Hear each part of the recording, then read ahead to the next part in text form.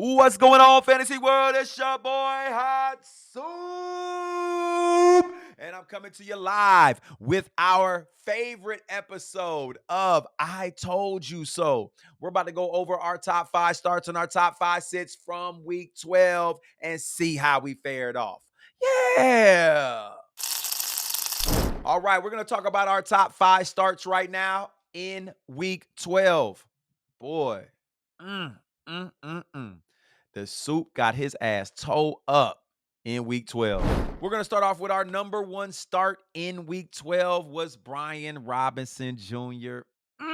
This one stung me. It stung me because I had Brian Robinson Jr. starting in about 6 of my 20 leagues. And 5 of those leagues I lost this week. And it wasn't just because B Rob, but he was one of the reasons. That's right. B Robinson Jr. versus Dallas. He had a open door to get money and could not seal the deal. Brian Robinson Jr. got hurt 3 times in this game. That man was Glass Joe in a Mike Tyson trilogy of Punch-Out. Listen, man, Brian Robinson Jr., 6 touches, 24 yards, 2.9 fantasy points. Again, was injured 3 different times, but kept coming back for more. Austin Eckler, they leaned on heavily in this game. Brian Robinson Jr. ends up number 44 overall in fantasy points. For those fantasy managers who own B Rob and I told to start and you did so, I apologize, man. It was a bad pick. My number 2 pick that I told you you must start actually ended up being a hit. He was a wide receiver 3 this week, ended up 23 overall, Lad McConkey. Now, Lad McConkey versus Baltimore could have had a bigger day. Lad McConkey was the only bright spot in a dark, dismal day for that LA Charger offense. Lad McConkey, 6 receptions, 83 yards, good for 11.3 fantasy points. He was number 23 overall receiver in fantasy scoring. That is a flex. Shots out to McConkey. Keep doing your thing, Rook. I see you. Our next player that I told you need to get in your lineups was not a flop, but he was not in the top 10. Ended up number 12 overall, Justin Herbert. Now, to Justin Herbert's defense, them receivers dropped about 9-10 footballs in this game. I'm talking about clear, wide open, could have took it 50 yards and dropped. Could have took it 20-yard, 30-yard bombs, dropped. Touchdown passes, dropped. Listen, Justin Herbert's stat line does not, I repeat, does not show how good of a game this man could have really had. He should have easily had 350 and 3 TDs. Easily. But when I tell you, Johnston had 5 drops himself. It was 4 or 5. And I mean, clear drops. This guy had 0 points at the end of the game. He should have had 20 points. Johnston, oh my God. He dropped a pass over the middle of the field right in the breadbasket. Listen, man. Justin Herbert is going to be a fantasy star from here on out. That passing game is looking good. Not only that, J.K. Dobbins could possibly be injured and could be out for a couple games, meaning they are going to have to go pass heavy. LA Chargers, Justin Herbert, 247 yards on Monday night, 1 touchdown. Again, those stats are not how he played. He was putting that ball on the money. They were simply dropping that rock. It is what it is. Justin Herbert was a miss for me. He was number 12 overall. He is still going to be a top 5 play week in and week out. Our number 4 player that I told you must start last week, Tyrone Tracy. Oh, he burned me.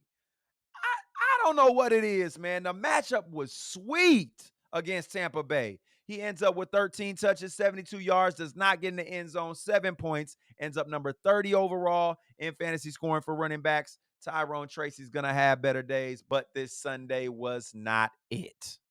And our last player that I told you must start, again, I flopped, Marvin Harrison Jr.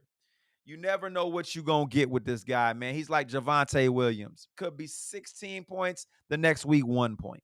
Then he might throw up 5 points and then come out and throw up 20 points. And then turn around and throw up 1 point and then another 3 points.